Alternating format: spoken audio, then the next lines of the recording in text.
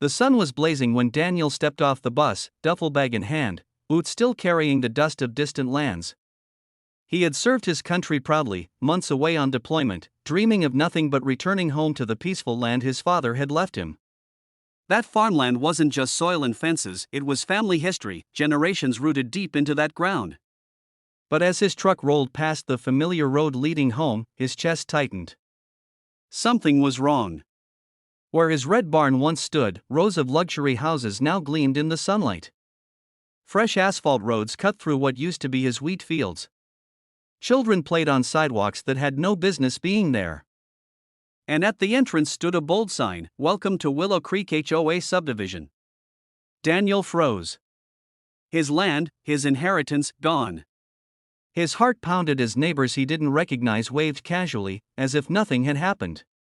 One woman in a designer suit, clipboard in hand, smirked when she saw his shocked expression. "You must be the soldier," she said smugly.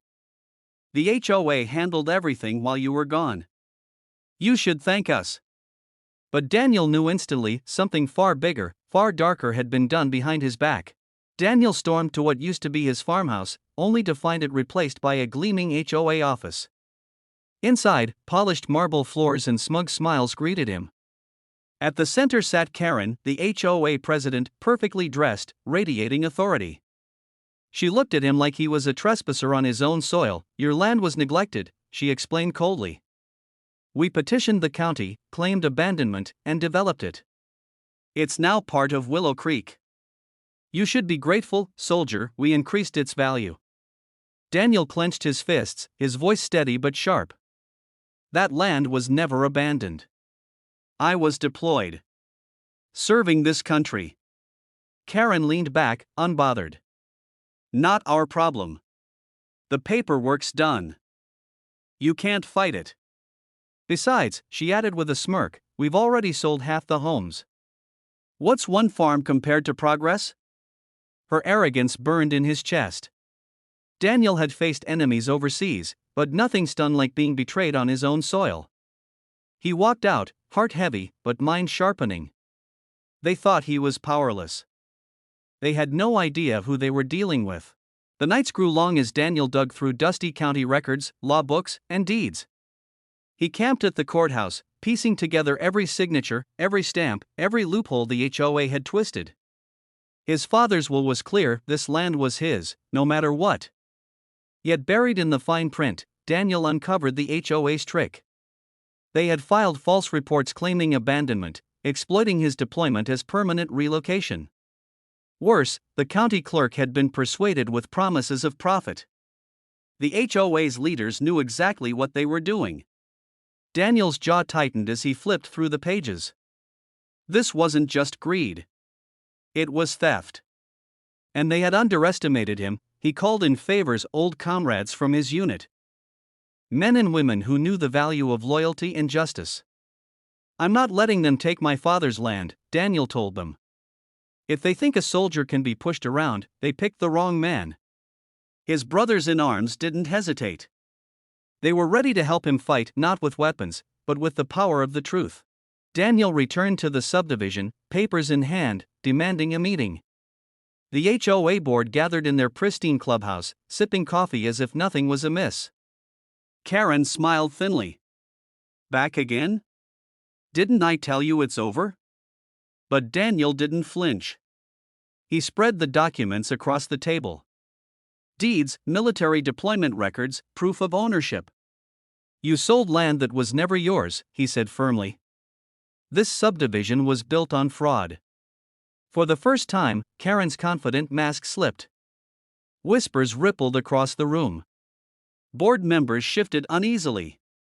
But she recovered quickly, leaning forward with a sly grin. "So what?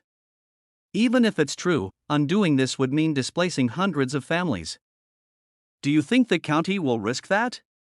"No, soldier. You may have the law, but we have influence." The smugness returned. But Daniel wasn't leaving defeated. As he walked out, he looked over the manicured lawns and shiny homes. She was right, this wasn't going to be easy. But wars weren't won in the first battle. And Daniel knew exactly how to fight the next one. Daniel sat under the old oak tree at the edge of what used to be his farm, thinking. His comrades gathered around, listening as he laid it out. They think this land is untouchable now because of what they built. But they forgot one thing: the US military doesn't take kindly to its soldiers being robbed while serving. One friend, a legal officer, smirked. You've got deployment records. That makes this federal. The HOA didn't just commit fraud, they violated protections for servicemen. Suddenly, the pieces aligned.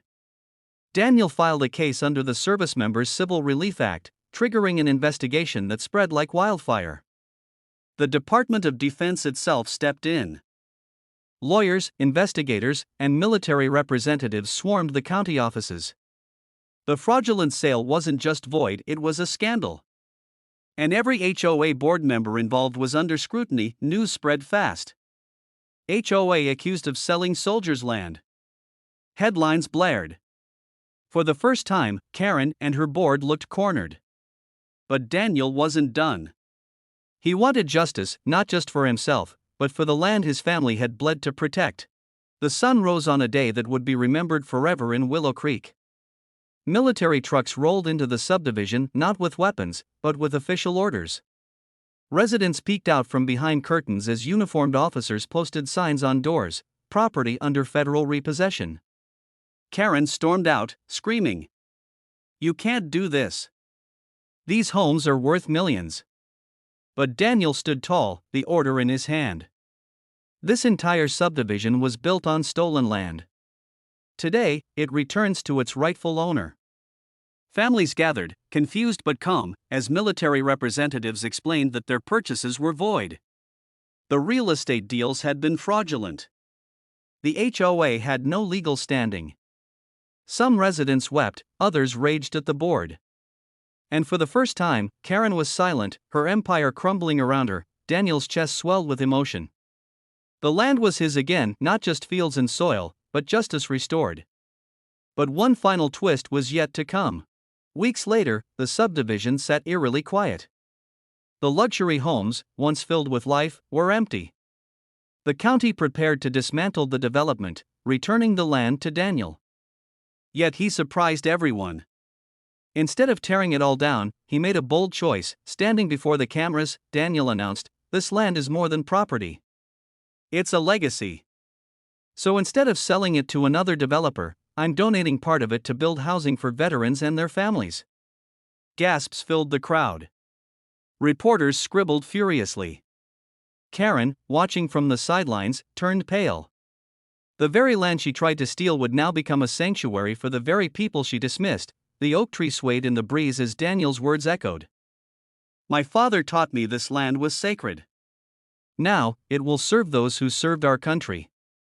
And with that, the subdivision transformed, not into an empire of greed, but into a monument of honor. And that was the final twist in this unbelievable HOA story. If you love the drama, don't forget to like, subscribe, and drop a comment sharing your thoughts. It really helps this channel grow.